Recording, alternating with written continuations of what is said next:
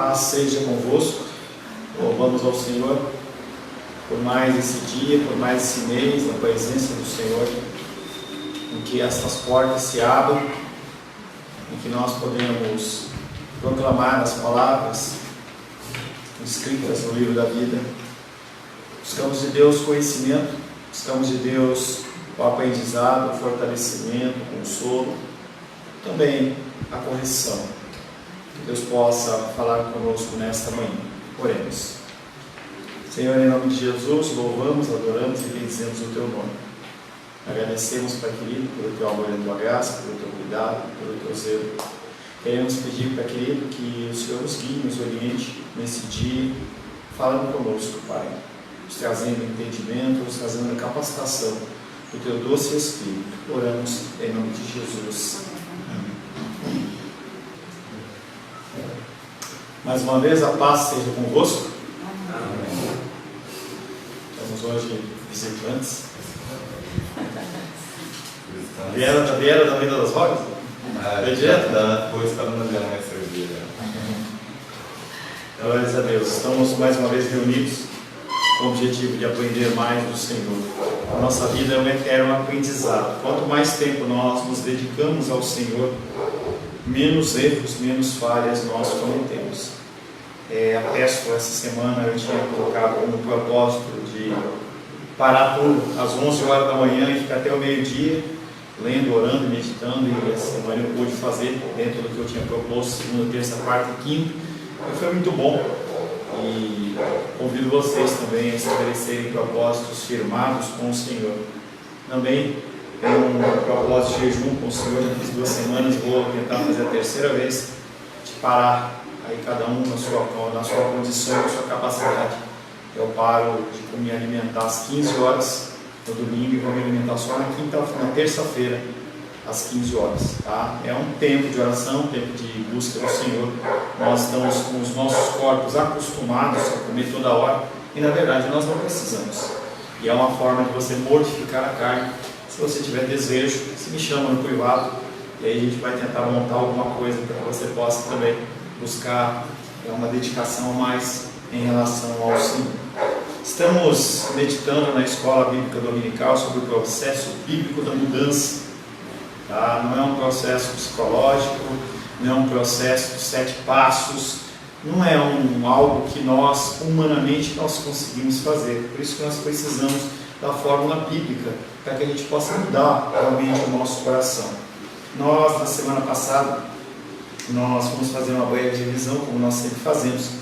E nós finalizamos a semana passada falando que as consequências do que você está experimentando são apenas o resultado do seu problema. Então a gente acha muitas vezes que o problema nosso, a dificuldade, a enfermidade ou a dificuldade financeira é algo que é pontual daquele momento. E, na verdade, é algo que nós construímos durante toda a nossa vida. As nossas faltas, nossa falta de exercício, a nossa falta de alimentação, a nossa falta de cuidado com as finanças, cuidado com a área espiritual, tem consequências. E a gente tem que entender que esta vida para o mundo acaba condicionando-nos a colocar as nossas crenças, as nossas raízes naquilo que é humano, naquilo que é temporal e naquilo que é passageiro. E nós acabamos colhendo o fruto dos nossos próprios desejos. O nosso coração, ele busca agradar a si mesmo. Quando nós conversamos um pouco com as pessoas assim no privado, as pessoas elas atestam que elas querem ser felizes, elas querem ter a satisfação. Na verdade, a busca a Deus acaba sendo apenas um meio, apenas um caminho para atingir aquilo que a pessoa deseja. E isso nada mais é do que uma adoração profana. Quando Deus fala, através de Cristo, que busca verdadeiros adoradores, que o adorem em espírito e em verdade, é a adoração verdadeira sem busca de alguma coisa em troca. As igrejas elas têm sido repletas desta condição de você vir à casa de Deus apenas para buscar algo. Porque eu preciso de uma resolução, eu preciso de uma decisão, eu preciso... A casa do Senhor realmente é esse lugar, mas não é um lugar só para isso.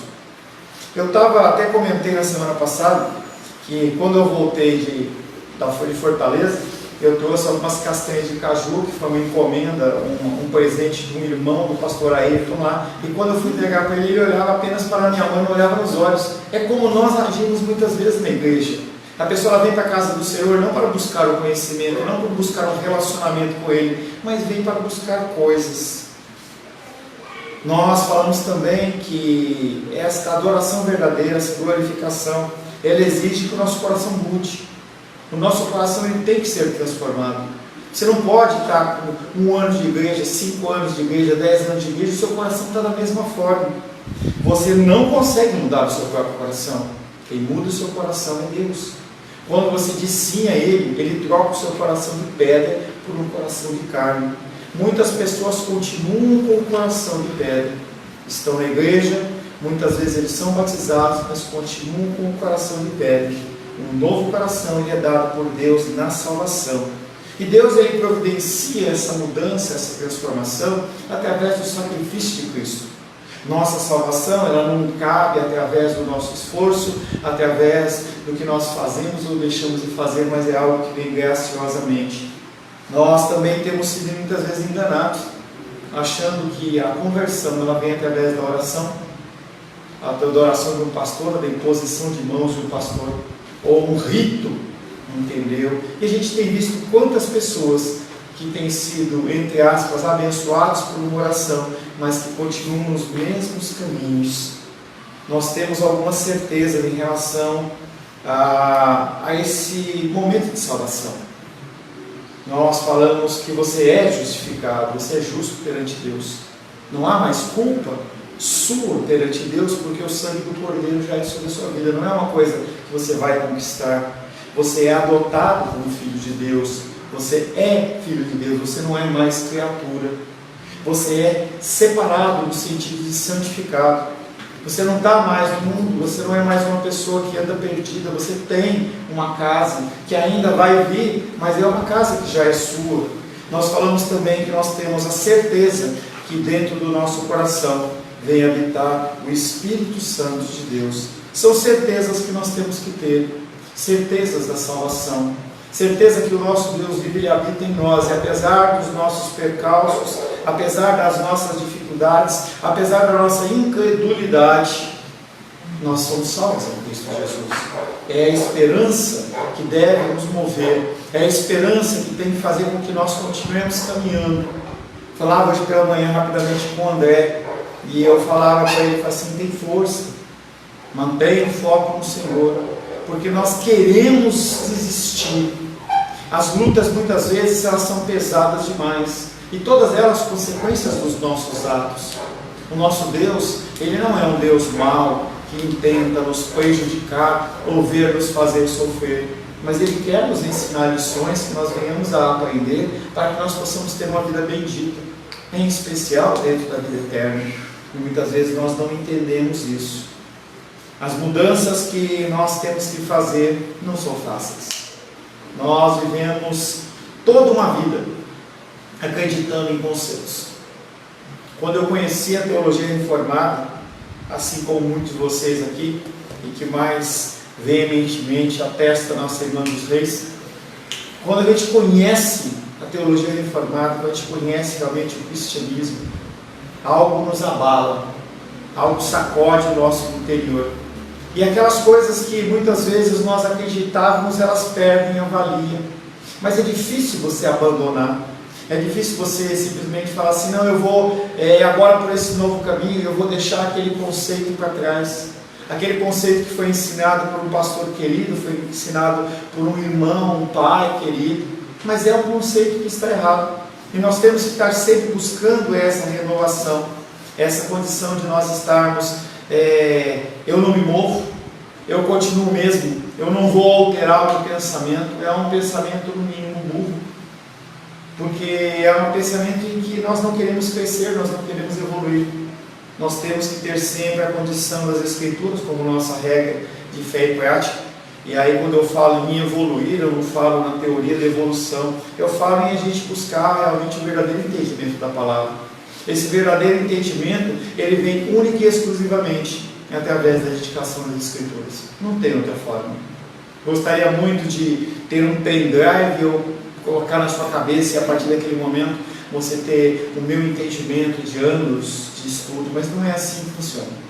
Você vai ter que se dedicar, você vai ter que pegar a sua enxada, acordar cedo, você vai ter que carpir lá a sua enxada, às vezes você vai encontrar pedra no caminho, e esse é um trabalho que você vai ter que desenvolver.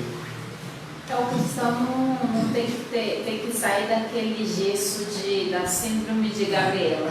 Nasci assim, vou continuar assim, vou morrer assim.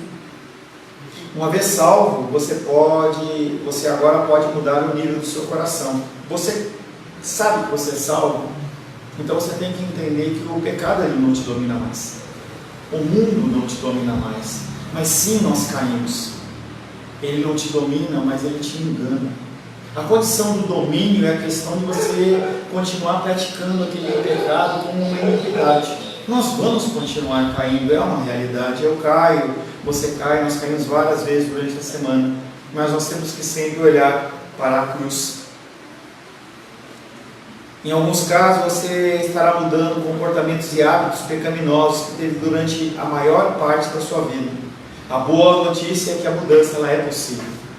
A mudança do seu coração ela é possível. A mudança do meu coração ela é possível.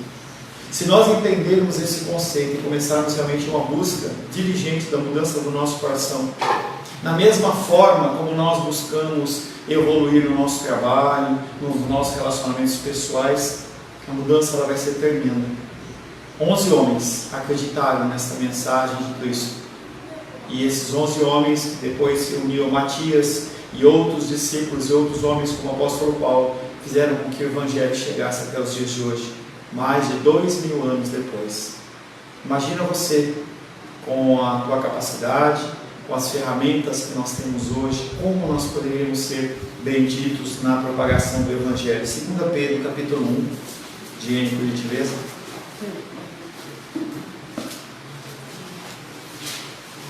2 Pedro capítulo 1, versos 3 e 4.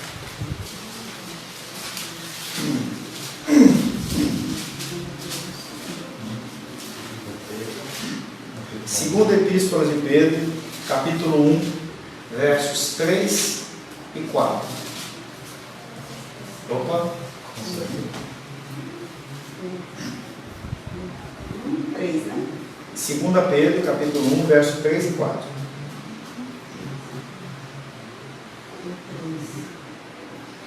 Visto como pelo seu divino poder nos têm sido doados todas as coisas que conduzem à vida e à piedade pelo conhecimento completo daquele que nos chamou para a sua própria glória e virtude, pelas quais nos têm sido doadas as suas preciosas e muito grandes promessas, para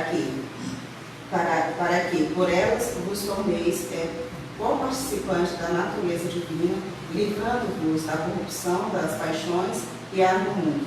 E aí, em especial no verso 4, ele fala que tem sido doadas, ou seja, nós temos recebido as suas preciosas e muito grandes promessas. E aí a pessoa que intentar pegar essas promessas como promessas financeiras, como casa própria, como prosperidade financeira, vai se enganar, ele vai se frustrar. Não que Deus não vai deixar de manter a sua vida. Ele fala que você tendo o que comer e o que vestir, seja satisfeito. E Ele vai conceder muitas outras coisas. Nós podemos atestar isso nas nossas vidas.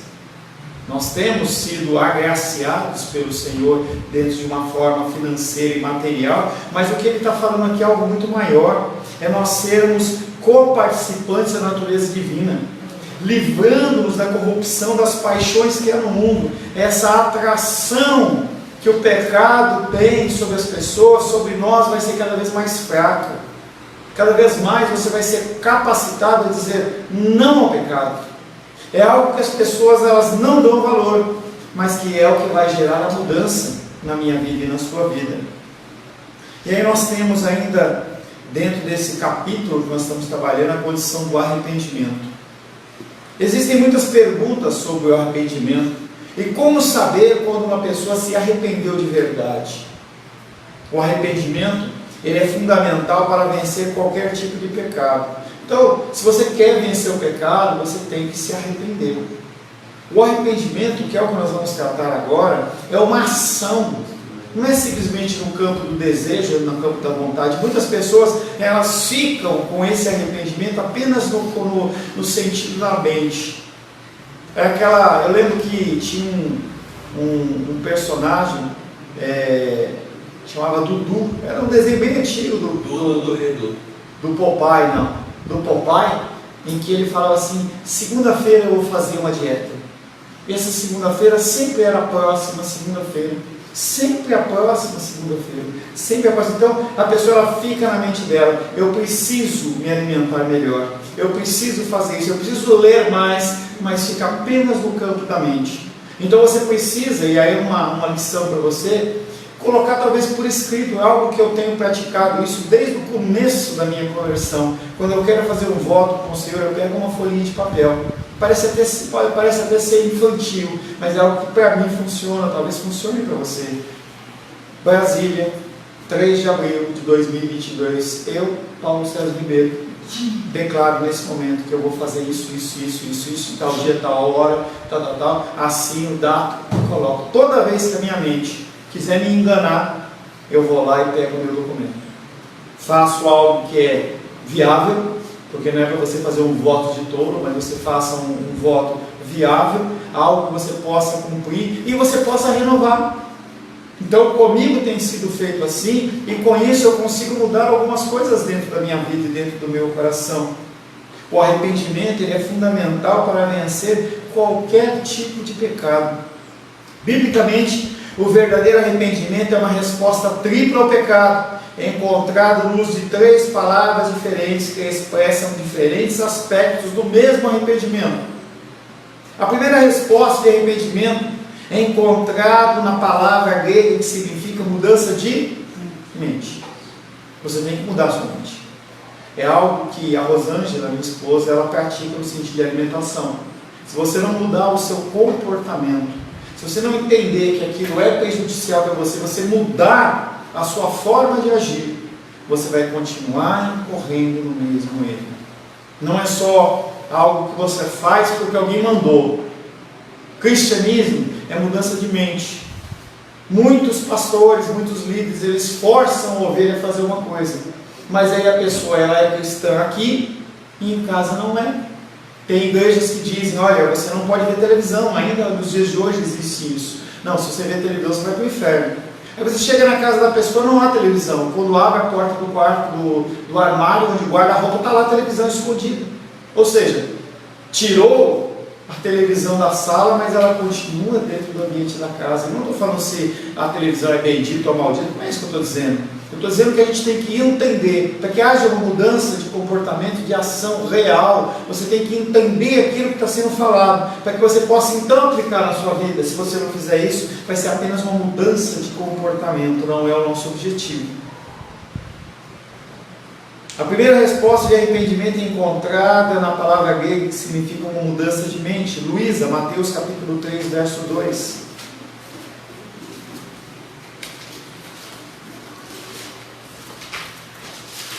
Mateus 3:2. Mateus capítulo 3, verso 2. Sempre que você encontrar o versículo, você que vai ler, aguarde só um pouquinho para dar tempo das pessoas encontrarem. Mas não demora muito, você pode continuar. Arrependei-vos, porque está próximo o reino dos céus. Então, João Batista, já fazendo a previsão da vinda do Messias, ele fala: arrependei-vos.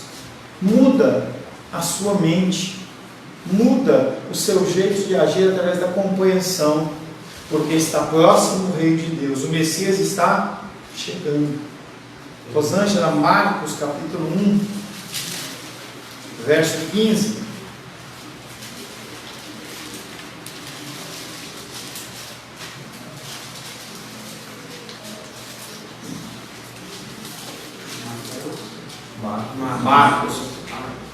Marcos capítulo 1, verso 14 e 15.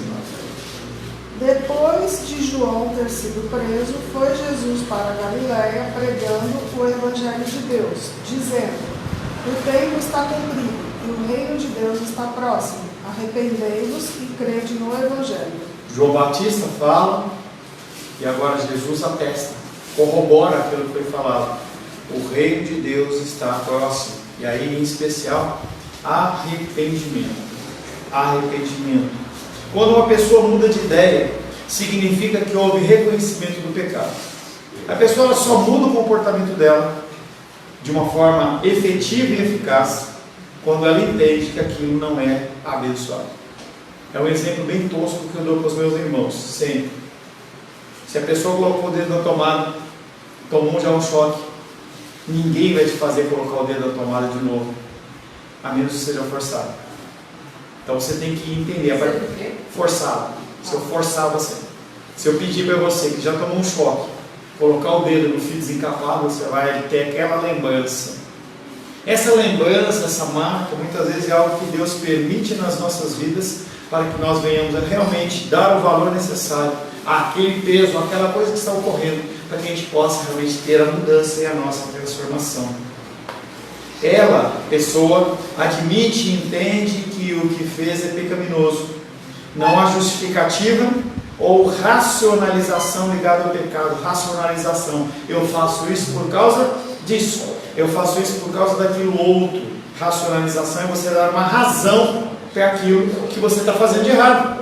Eu estou agindo dessa forma por causa daquilo. Não há justificativa ou racionalização ligada ao pecado. Nenhuma tentativa de minimizar ou transferir a responsabilidade por ele para outra pessoa. Existe uma culpa pessoal ligada aos atos que foram cometidos. Davi se deita com Batseba pecaminosamente. Mata Urias, o seu amigo, esposo de Batseba. Quando confrontado pelo profeta Natan, ele responde: pequei. E pequei contra o Senhor somente. Naquele momento ele não dá desculpa, ele não fala nada, ele não arranja uma justificativa, mas ele fala: eu pequei. Eu pequei.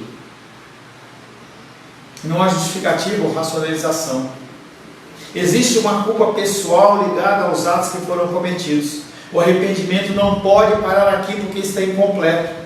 Existem muitas situações em que uma pessoa confessou o pecado, admitiu a sua culpa e nada mais acontece. Vemos isso com as pessoas que eu exorto. Vejo muitas vezes isso com as pessoas que eu chamo a atenção em relação a dízimos e ofertas. A pessoa confessa, fala: eu estou errado, eu estou desse jeito, eu concordo, eu preciso mudar, mas não muda. E aí você tem que voltar com o ensinamento, voltar com o ensinamento e voltar com o ensinamento. E a pessoa olha para você de novo e fala assim: realmente eu mudei, realmente agora eu vou ser uma nova criatura. E aí daqui a pouco peca de novo e faz de novo e faz de novo. Isso é uma realidade não só das nossas vidas, ou nesse exemplo que eu estou dando do dízimo. Essa é uma realidade do povo, do ser humano. Quando nós vemos as histórias bíblicas em Reis e Crônicas, eu já comentei isso para você, mas cabe esse exemplo de novo. Você vê claramente a ação de um povo vivendo de uma forma bendita, abençoadinho por Deus, e aí começa a se envolver com pecado, atividades pecaminosas, em especial da idolatria. Deus manda profetas para os repreender, eles não se convertem.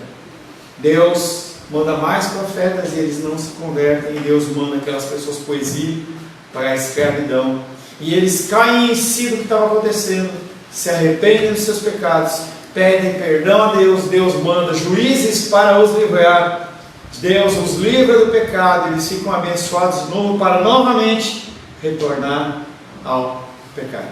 Ou seja, não houve mudança, não houve arrependimento. Existem muitas situações em que uma pessoa confessou o pecado e admitiu a sua culpa e nada mais acontece. Não há nenhuma outra mudança visível e as coisas voltam ao normal, significando que o pecado recomeça em algum ponto ou algo toma o seu lugar. Ou a pessoa, ela retoma aquele pecado, ela peca de outra maneira.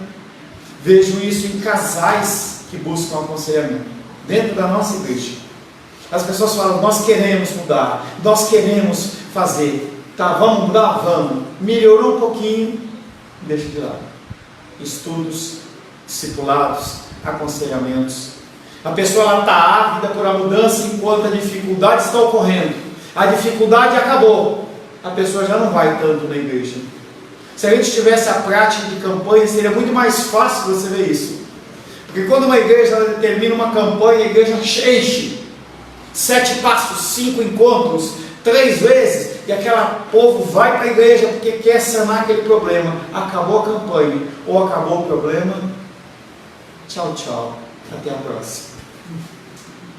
Um excelente... Oi? Até a próxima luta. Até a próxima luta. Um excelente exemplo disso pode ser o exemplo de Faraó, quando lida com Moisés e os israelitas. Êxodo 9, 27, Menízia.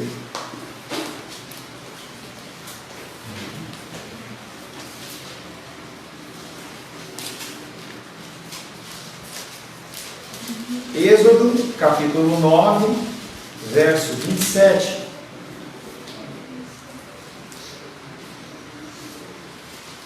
Então Faraó mandou chamar Moisés e Arão e lhes disse: esta vez pequei, o Senhor é justo, porém eu e o meu povo somos ímpios. Você vê a confissão de Faraó, é uma confissão exatamente dentro dos princípios que Deus manda fazer. Ele não busca desculpa, ele não racionaliza nada, ele assume o pecado. Mas nós já conhecemos a história, sabemos que ele não vai mudar absolutamente nada. Você lê já, Daniel? Já lê direitinho? Não? Você não sabe ler ainda? Eu não tenho muita prática, mas É? não consegue ler algumas coisas. Êxodo 10, 16. Tenta ler, né? Tá, vamos ler. Oi, Daniel, para ler. Vamos ler devagar, mas a gente lê. Ajuda ele aí, Nicolas.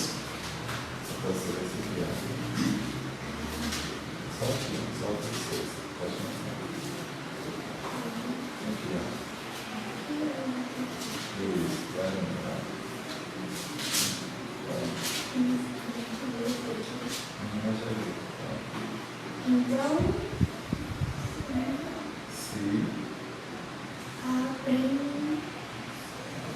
Se apressou o faraó e chamou a Moisés e Arão e lhes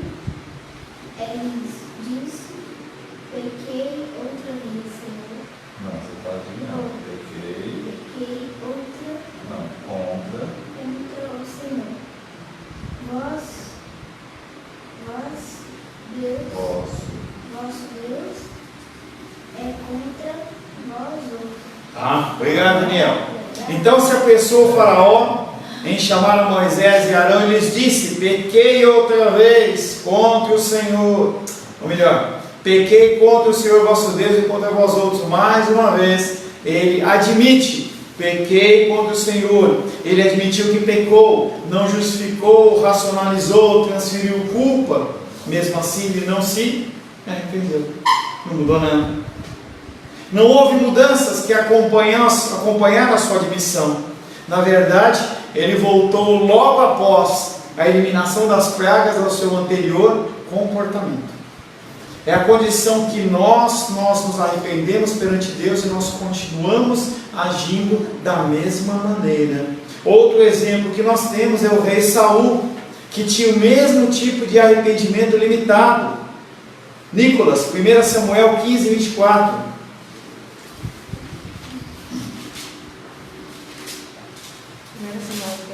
1 Samuel, capítulo 15, versos 24.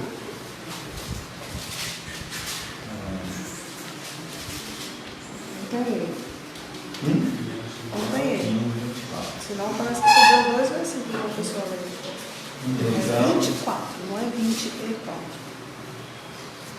Então disse Saul a Samuel: pequei, pois transgredi o mandamento do Senhor e as suas palavras, porque temi o povo e dei ouvidos à sua voz. Saul, nesse momento, ele estava no momento de guerra.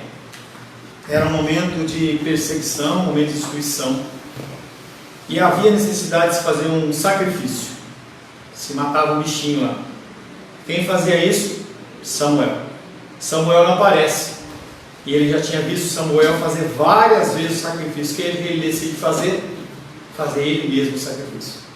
Samuel chega, o repreende, e ele responde: pequei. pois transgrediu o mandamento do Senhor e as suas palavras, porque temia o povo e deu ouvidos a Deus. Alguma coisa mudou no coração de Saul? Não.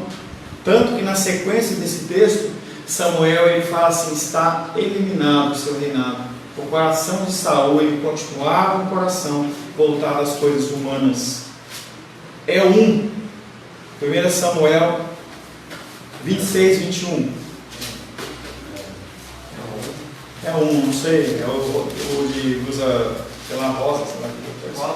Não, é o 2. Não, não sei. Na sequência, né? 26, 21. 26, 21.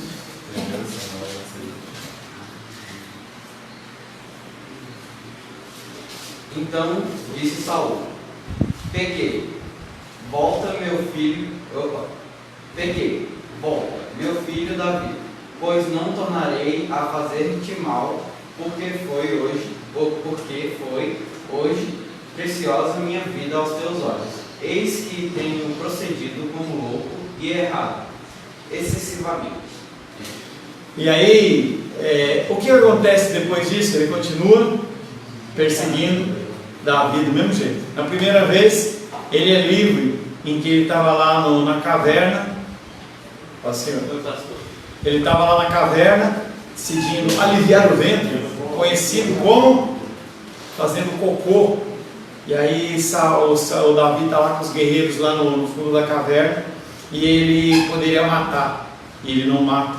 E aí ele se pronuncia depois e fala assim: olha, rei, eu estava lá, entendeu, fazendo as suas necessidades, e eu tinha toda a capacidade de poder matar você e não matei. Ele pede perdão. Num outro momento, eles estão acampados, ele desce, vai lá, o povo está meio que dormindo assim, de uma forma espiritual. Deus faz todo aquele povo dormir. Ele vai lá e pega a espada, pega o cântaro, sei lá, pega o que está lá perto da cabeceira de Saul, e fala: grita lá de longe: olha, se eu quisesse eu podia ter te matado. Então todos esses arrependimentos arrependimentos falhos. O rei Saul, ele continua a perseguir Davi, não importa o quanto ele estivesse arrependido. É claro que apenas admitir o pecado não é igual ao arrependimento, é apenas o primeiro passo. Além de admitir e confessar o pecado, deve haver uma mudança de coração em relação ao pecado. O que uma pessoa antes amava e adorava, agora tem que ser odiado. Não há mais lugar no coração para satisfazer vários desejos. Na verdade, há um ódio crescente por tudo que leva a esse pecado específico, em primeiro lugar. Poderíamos chamar isso de ódio sagrado. É uma resposta emocional que é experimentada no corpo, na forma de profunda tristeza por seu pecado.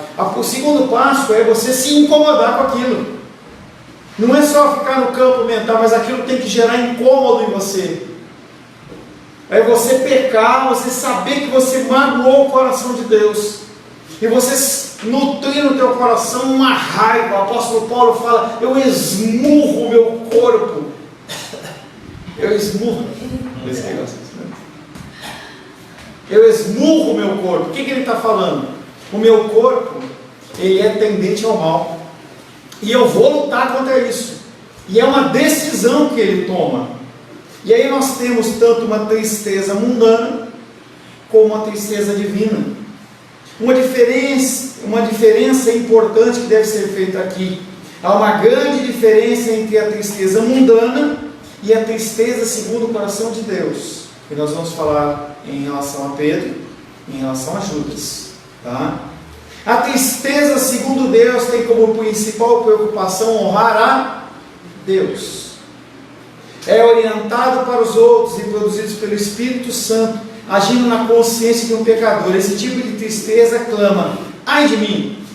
Quando Isaías, lá em Isaías capítulo 6, ele observa o trono de Deus, ele fala assim: ai de mim, eu tenho impuros lábios, as pessoas que vivem à minha volta têm impuros lábios, meus olhos viram o rei, ai de mim. Deus tenha misericórdia de mim, porque eu sei quem eu sou. Essa condição faz com que a pessoa chore amargamente pelo pecado que foi cometido.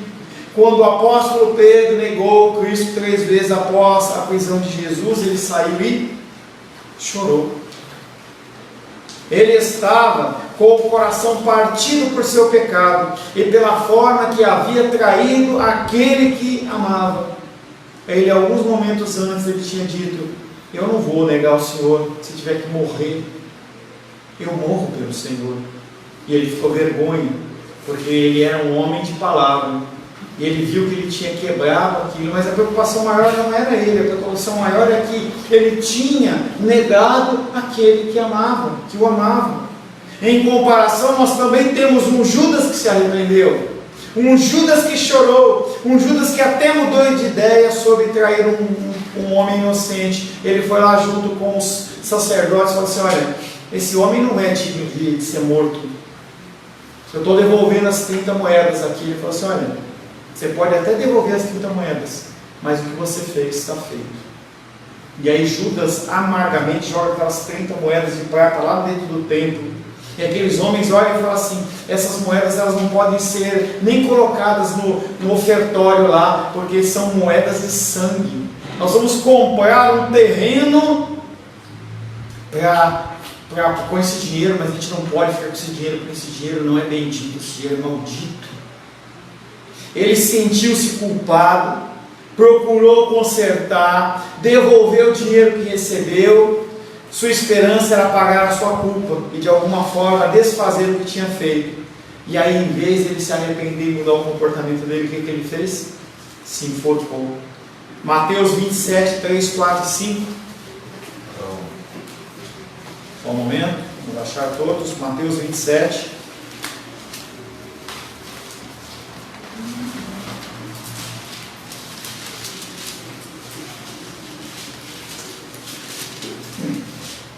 É 27:5. 3, 4 e 5. Então Judas, o que o traiu, vendo que Jesus fora condenado, tocado de remorso, devolveu as 30 moedas de prata aos principais sacerdotes e aos anciãos, dizendo: peguei, traindo sangue inocente. Eles, porém, responderam: o que nos importa? Isso é contigo. Então Judas, atirando para o santuário as moedas de prata, retirou-se e foi enforcar-se. Ele se arrependeu? Não. Ele teve remorso.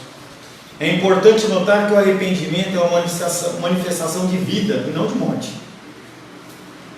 É uma prova da salvação na vida de uma pessoa. O arrependimento não é para você ser salvo, é porque você é salvo. Nós temos que tirar esse contexto de nós nos arrependemos para conseguir o benefício de Deus. Nós já temos esse benefício de Deus, que é a salvação. O pecador, Pedro, no exemplo acima, foi profundamente ferido no coração pelo Espírito de Deus ou pela palavra de Deus, e entende que o seu pecado foi grave para com o Senhor. Não é um pecado leve, não foi um pecado simples, mas foi uma coisa muito séria. Por ter aceitado e compreendido essa realidade espiritual, ele não desejava participar mais dela. O que Pedro faz foi se afastar. Vamos prestar atenção aqui, eu vou parar de brincar os dois, por favor. Tá? O foco da pessoa é como o pecado... Por ter aceitado e compreendido essa realidade espiritual, ele não desejava mais participar dela.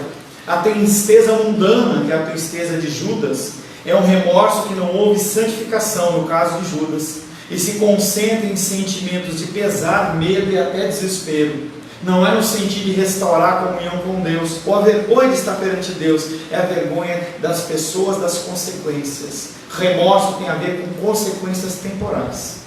Então eu quero mudar. Olha, eu adulterei, eu quero conversar de novo, porque, poxa, eu não posso perder minha esposa, eu não posso perder a minha casa, eu não posso perder meu filho. O foco está sendo eu, e não o próximo, e não a correção daquilo que realmente foi feito.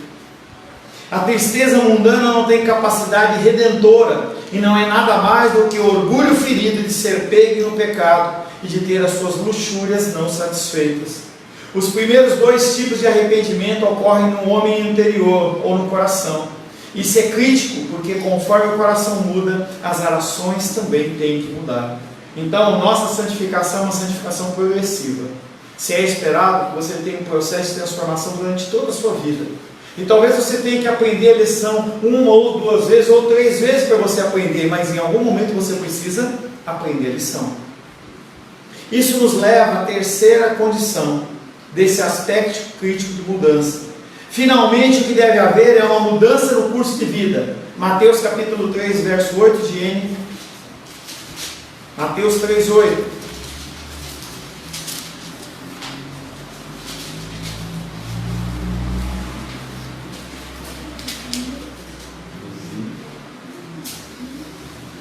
Produzir, pois, frutos dignos de arrependimento. Não é arrependimento mental apenas, mas é algo real, que as pessoas vejam.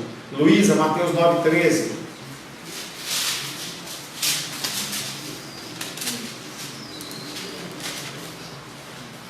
Ide, porém, e aprendei. Não. Desculpa, pode, desculpa. Ide, porém, e aprendei o que significa. Misericórdia eu quero e não holocaustos, pois não vim chamar justos e sim pecadores ao arrependimento. Jesus está falando, eu quero ver o que é esse arrependimento seu. Se ele é arrependimento verdadeiro, você tem que dar fruto dele. Atos 20, 21, Rosângela.